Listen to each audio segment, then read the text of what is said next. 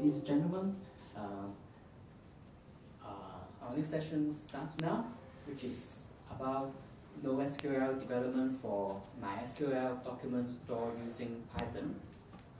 Our next speaker is Ivan Ma.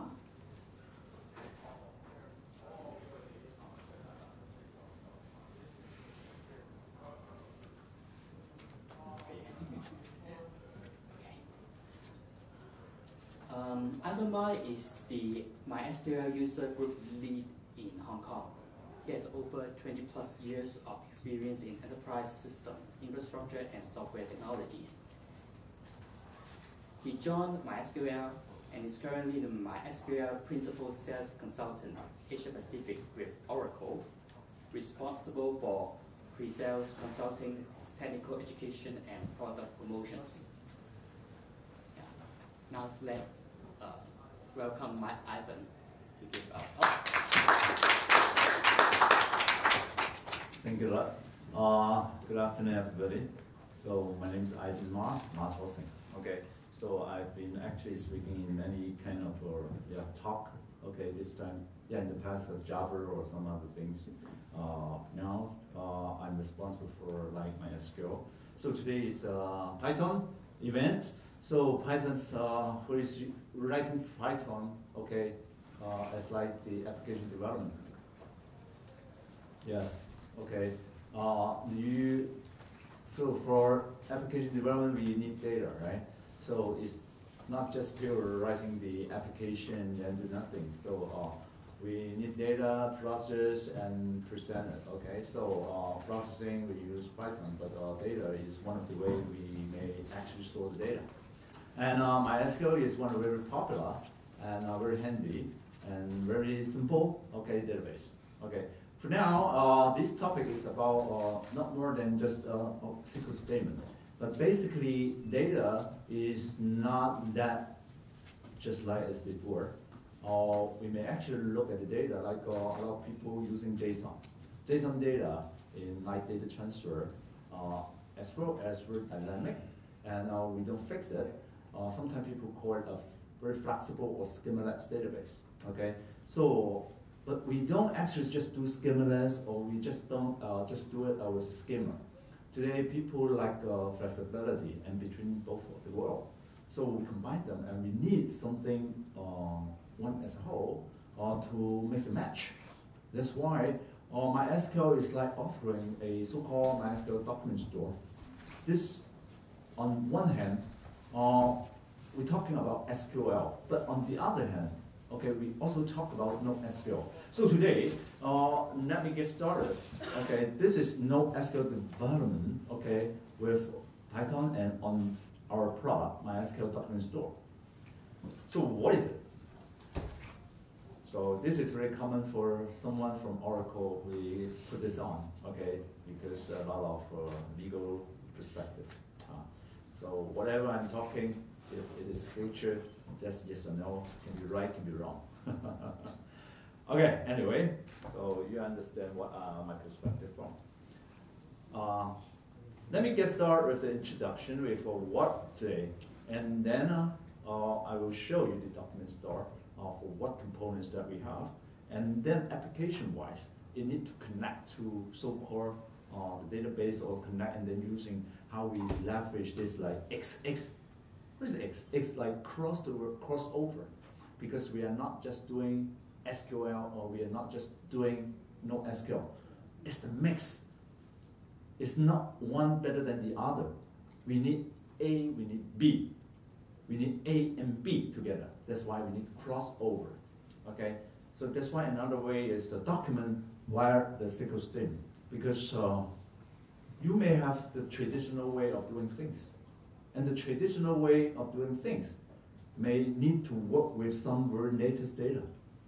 And the latest application development may want to leverage the existing data. So this is crossover. So that's why we look at what actually the latest development can also look at SQL as well. And then behind the scene, fundamentally, MySQL is quite simplified, okay? Our fundamental platform for data. but it's very mature and then ready for security, high reliability, and all of this. So behind the scene, for document store, how does it work? So we look at them. Let's look at the myth of the NoSQL. So NoSQL, not only SQL, is not using SQL, it's just not only SQL. There's a lot of definitions.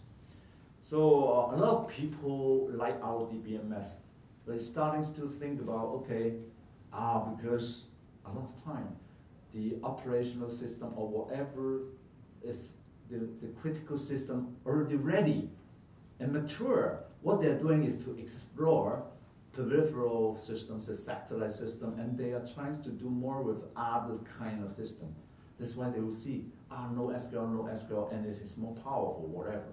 So that's why sometimes, because they are not looking at the traditional apps, they are looking at something new, okay, and focus on just one perspective. That's why they will start to think the traditional way of doing things is no good. It's no good. But when they start to work on it, they will see issue. They may see limitation on the new things, because the new things may lack of something. Okay, it's just started, or whatever reason. It may be good in the future, but it is actually still evolving. So what the end result is, some kind of people will try to do our DBMS with JSON support, and then put something on the text or whatever, and then do this.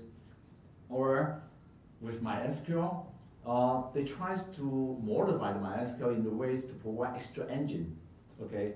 Yeah, raw engine or whatever, okay? So this is kind of the alternative. But what they are doing is like, okay, on one hand, the R DBMS and create another product to handle the JSON or whatever that way. You need to extract the data and put it into the JSON database. And then when this is done, and then you have to pull it out and then go back to the original one. Spend time to move it away and in and out. So what is good is MySQL is trying to provide this one-stop shop. Data, you need the customer data, you need something actually, on both sides. So why not putting them together? So that's why here, we offer this like MySQL Document Store. So what it is, on the server side, on the client side, on the connection side, we try to offer some features. On the server side, we provide the connectivity as like X plugin, the crossover plugin. It is not like in the old days, SQL going through the 3306, okay, something 3306 port number, and then just getting one request and response model and asking for SQL and then sending the SQL statement and respond with the result. Because a lot of things has changed.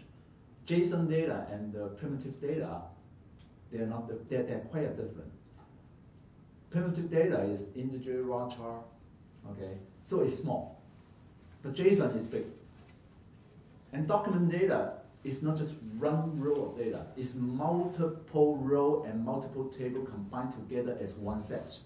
So you may see actually from what we learned from our education background, the normalization, normalized data and denormalized data. Normalized data is good for what? Good for like OLTP, and then we don't redundant the data, and then when we update, so inconsistency is not actually there. But denormalized, what is good is denormalized for reporting, because we don't need to go out and then search another data for mapping.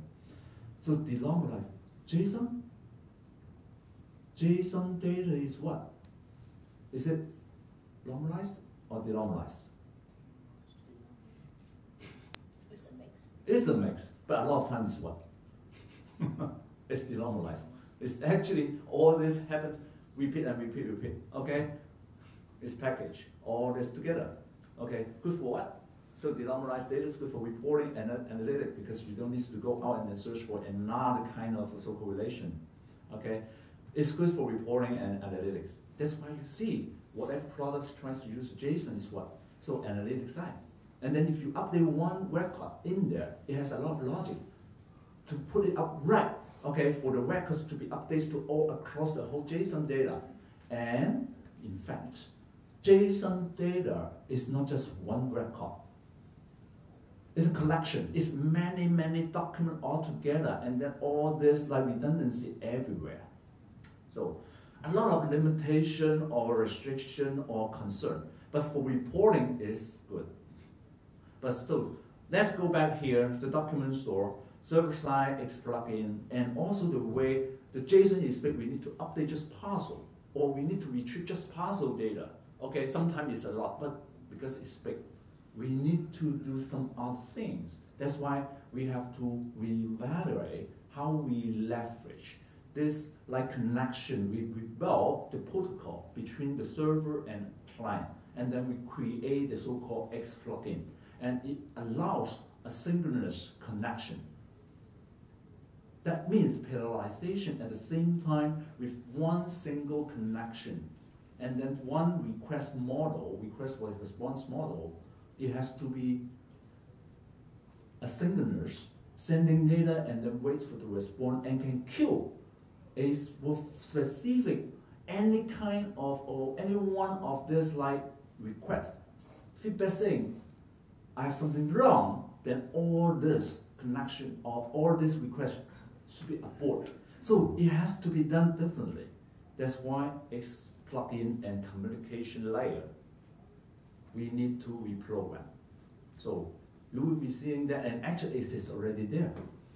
There's another protocol which has already in place in MySQL on top of 3306. I just named the number, okay? The SQL interface. So this is a new API, and then how we handle the JSON document in the server side, and a lot of applications connect. It is not just Java, Python, blah, blah, blah, but today is Python. So Python, we call this like connector. Connector is the way, what do we offer? And in there, the new trend or the new way of doing things is collection. New way doesn't mean it's the only way, that's what I said. But there is the new trend and the way of doing things, collection, and also administration. So look at this. Relational data, row by row, and document is here. That's just like a JSON. But among all this together with JSON, okay, is represent what? This one set.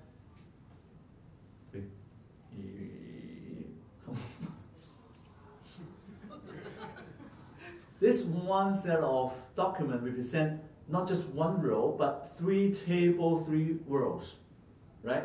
One document represent not just one row of data, but actually multiple rows of data across tables, okay? So one collection is multiple document. One collection is multiple document. So it's like a schema already. One collection is kind of schema. Anyway, MySQL, we try to combine the both row, NoSQL and SQL, and how it is, and what is it, what is that doing. So let's look at the components. So as the server side and the administration part and also the protocol, that we see that on the server side, we allow people to define a so-called JSON data type and how we manage the JSON data. Manage is like we offer functions. Functions are extract and doing a pattern matching, criteria or set, or actually partial update within a document. And this is important as well in the fundamental of MySQL. We need to update this, and the whole lot of the server side, we are not just doing just one standalone server. If we are serious about the data, we may actually look at redundancy and more than just one server as standalone. And then redundancy means data has to be transported to other places. And that's why we have replication. And the update, all this has to be efficient. Okay? If the update in the past just one single cell of data, small, okay, send it away. There you go, and then send to the other server. But the JSON, we update. It may be 1 megabyte, it may be 2 megabyte. But what I update is just one small piece, and then I pass over the data along all these servers. It killed the network. Oh, yeah, today so good network. no problem. But still, we want them to be faster. So we need this to be efficient. So a lot of things for a servers to do well, we need to reprogram them. So the server side, we need to have the data type function and new syntax. We have kind of new syntax to address the JSON data, and other than just the function. And on the administration part, we can use additional shell utilities that can help manage how we talk to the MySQL server and get the connection and also find the data, remove the data. Okay, and this is the administration part. And what about the other side of using the Python, okay, the application? That's connector, because connector is like the driver, okay, driver. So here is from the picture-wise. So server, the HA part, we will see it may involve multiple servers, and this multiple server, maybe 1 or 2, 3, and then we have the client application working with the connector, talking to the actually inside the server and through the routers to maps to the server, because we don't know which one the server is alive. So there should be a transparency layer. So router provides this transparency layer. So what is the X DevAPI, and then we can hop in the Python here. So basically, the X DevAPI is a very powerful, okay, API, and of course, this is providing our high-level way of doing things. And CLUD, create, retrieve, update, and delete.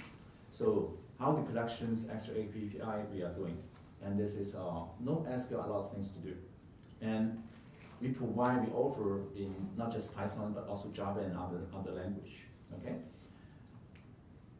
So create, read, update, delete, and operation.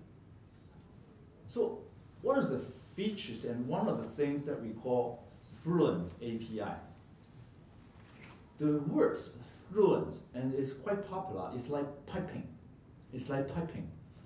So the syntax of doing things, okay, when we program, if it is procedural means we do A, we do B, we do C. It's step by step. It's procedural.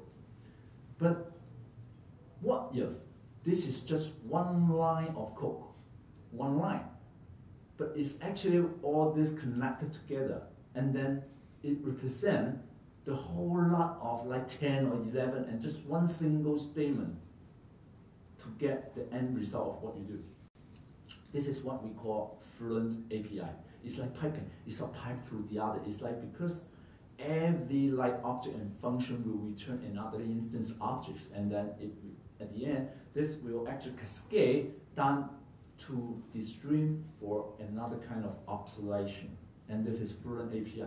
What is good for this Fluent API? It exposes less surface area, right? So for people to attack or whatever, and it's easiest to read. So look at this. This is like Fluent API. It is small. It is small. But the way right here, we are talking about, on here, the collection objects. We find the objects, okay, and then we define the fields, what the field we want to retrieve, and then we group by a specific things, and then sort it by what, and then retrieve only the 4 rows from it, and then from where we actually offset to start retrieving, and then execute. Okay, this is the way we try to put it in just one sentence. It's less to expose, like procedural language, I mean step by step, and then execution. It's actually one single statement, and the risk of like so-called security risk is easier. And then just one try exception, and then to handle. This is like the goal of doing things, for today. So when we do programming, you will see that, we start to do a lot of things one single statement. If you look JS, you will see a lot of things. Wow, concat together, and then good or bad, sometimes some people will say, wow, very difficult to read. But if you actually have that mindset, it's easier. On the other side, this like the API, we also not just to execute one thing. As I mentioned, it's asynchronous. The process can add record, and all together as one section. When I add record, all together is a transaction. But at the same time, I add multiple record, and then this actually in the process is asynchronous. We don't need to wait for this add. We don't need to wait. All this add go, or it's still in the process. We don't need until I use the function execute. That is like a batch. And then this has to execute and then come back. And as well, transaction and save point. So when we talk about NoSQL, it's not OLTP. Sometimes people doesn't feel, okay, we need transaction. But in fact, all the way, in fact, we want this happen, right? Transaction is all in or all out, right? So transaction should be there, and then we start the transaction, add all this thing, execute, and then we commit the data. So it's also happening for the JSON and data. And as well as when we have multiple document or collection, sometimes we need logging because we are not doing a single user. When we have the system, a real system, this is multiple concurrency method. Concurrency means there is kind of the risk. We will do things wrong with like you update first and then you actually intertwine together and then you look at something wrong and then you update the data incorrectly. So the way we do it is either in the old day we call isolation level. You do first and then I do next, but this is not concurrent and this is very slow, right? Isolation level when we talk about serialization. So what we do in the so-called parallelization, you can actually do in parallel. A lot of time we need locking, but the way how we do this, right? So we need to support this kind of whether exclusive lock or share lock. Yeah, it has to be there. So with transaction, that means the step actually in between will happen. It's not just one single statement. So this is actually in there we need to take care. And as well as what I said, raw SQL, because we are the max. The SQL will handle the document, but the document will also execute the statement or connect it to the traditional relational data. For example, we may want a customer ID in your JSON data, which when we put it into the database, we want this to be sure. We want this to be sure we have this customer profile. This means we have customer table, we have the row, customer ID 1, 2, 3. Then we put in JSON data and then 1, 2, 3. They match like foreign key. So we may need this, right? So this is also important, and then the JSON, when we put them together, we can do this. We can put this, and as well as to execute SQL statement for, like Python, how we actually put data using the connector, the same API, .SQL, run SQL, and then do things on the traditional data.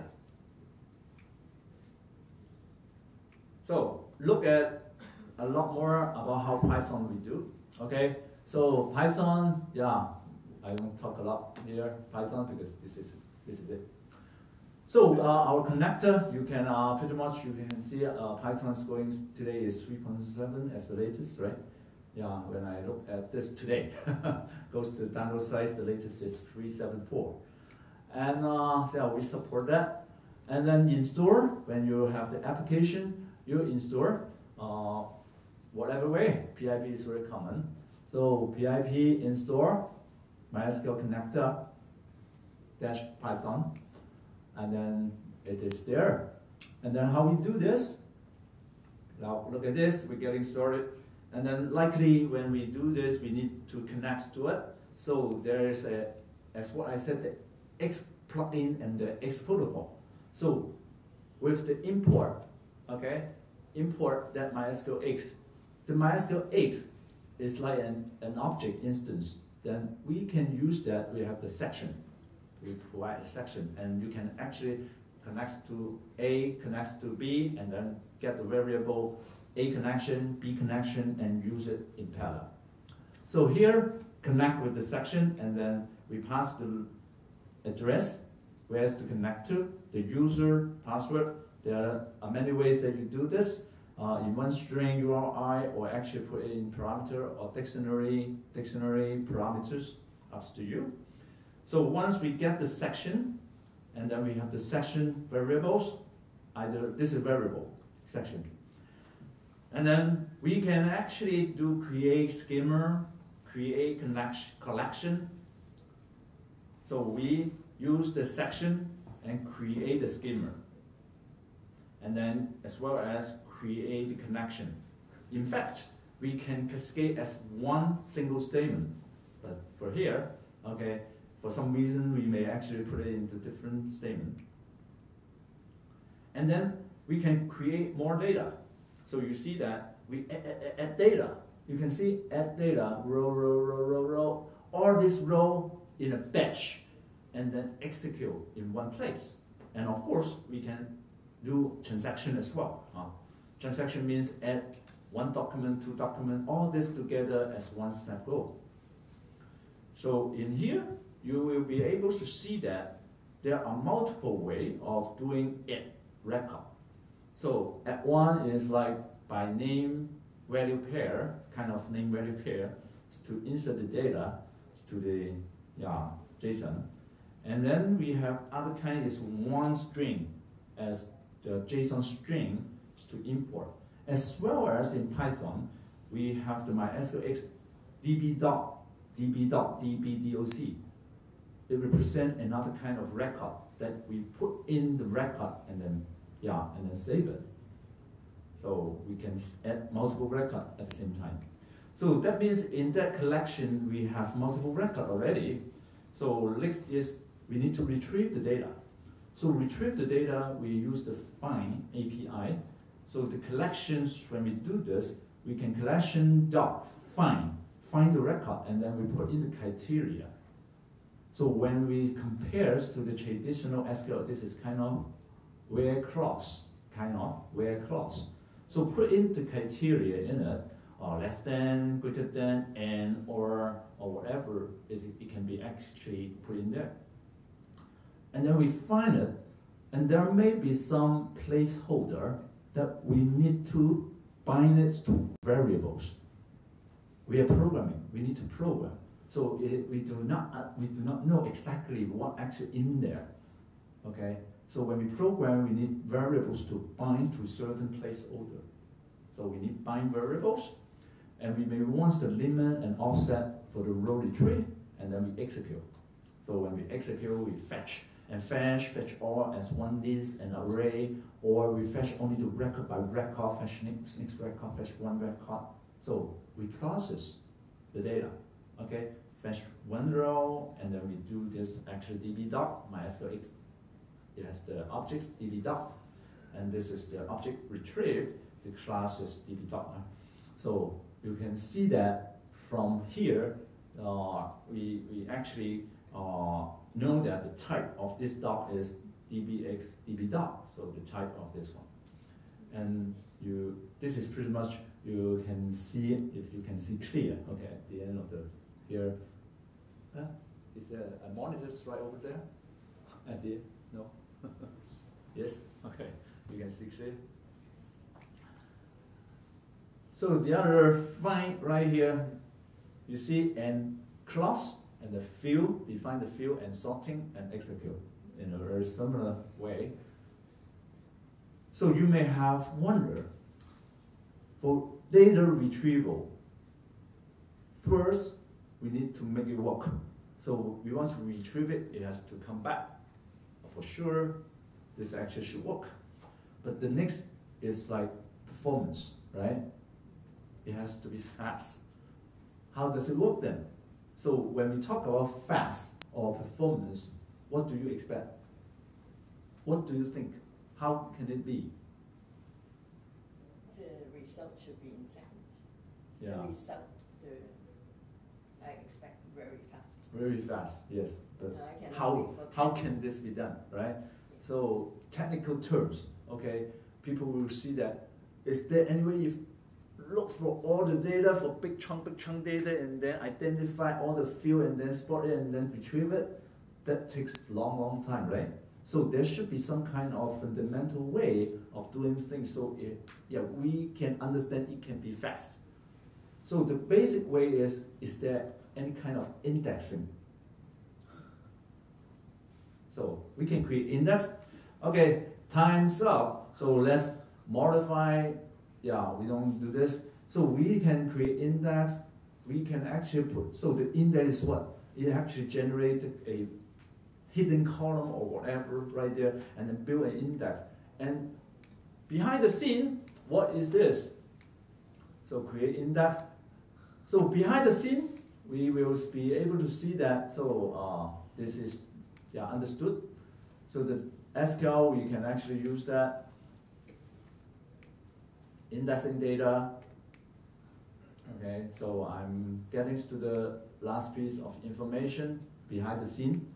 So behind this one, basically all this happening with the find command, remove command. Okay, all this command turns out to be the SQL statement at the back. So when it is treated, so it will be the criteria becoming kind of where clause, and this kind of where clause will pinpoint to so-called index.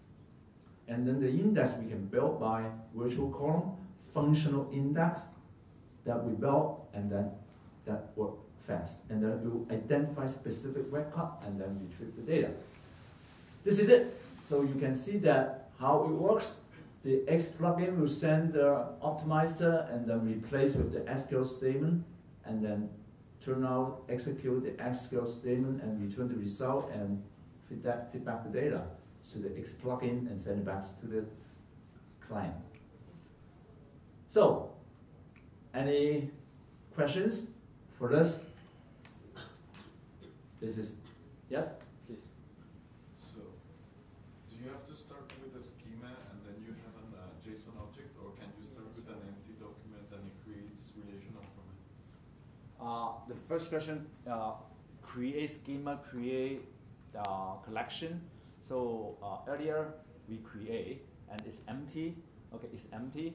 So behind the scene, when we create a so-called collection, this is it. The collections is in fact a table. Okay, the create collection, it will turn out to be a statement like this, and then this will be happening at the back. So the ID is in fact the stored value of the underscore ID within the JSON, but at this point is empty. And we add record, the ID is kind of auto-generated data. Regarding how the data referencing the other one, your second question. So basically we can modify this one by extending generated column, like virtual column. Okay, virtual column means something within the data, the JSON, and then put it in separate column, and this can be used to reference any data outside the world. Then it's possible to relay the data across table, across document. Do you get this? Is it more or less like primary key and foreign key? Similar. Yeah, so Yes, a primary key. Yes, primary key. It's a primary key and foreign key. You can do this. Old school concept, right? Yeah, we can mix and match. That's why we can mix this with generate this, and then how we put this referencing the other. And we can also put in triggers. That means anything update, retrieve, we can put action after that. So is the primary storage, so let's say the example she was saying, the foreign The key. ID, underscore ID. There's, if I change a foreign key, it will be replicated, or it's just stored separately? It's a constraint. First is a constraint. So it's not update or the update. There will be kind of the traditional way of cascading or whatever. So just based on the traditional idea, you know what it does. Oh, at the back? Yeah. Yes. I speed up. Yes, speed up. You are showing that the NoSQL user group plugin on MySQL database. So my question is that if I have some information in NoSQL and I have some information in MySQL, is it able to join together to get the favorable list to be or something like this? Okay. Your question is, oh, I have the document, Yeah. okay, and I also have relational data, Yeah. table and document. So how can I actually retrieve the data from both at the same time?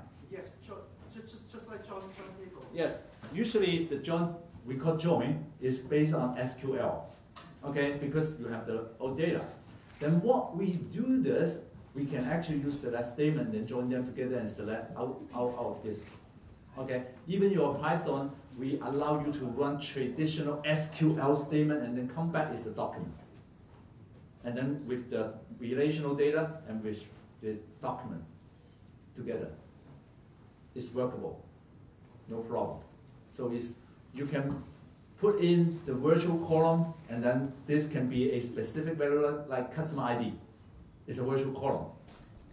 Okay, and the virtual column can be used to join equal to customer ID, and then select both table and the data will come out.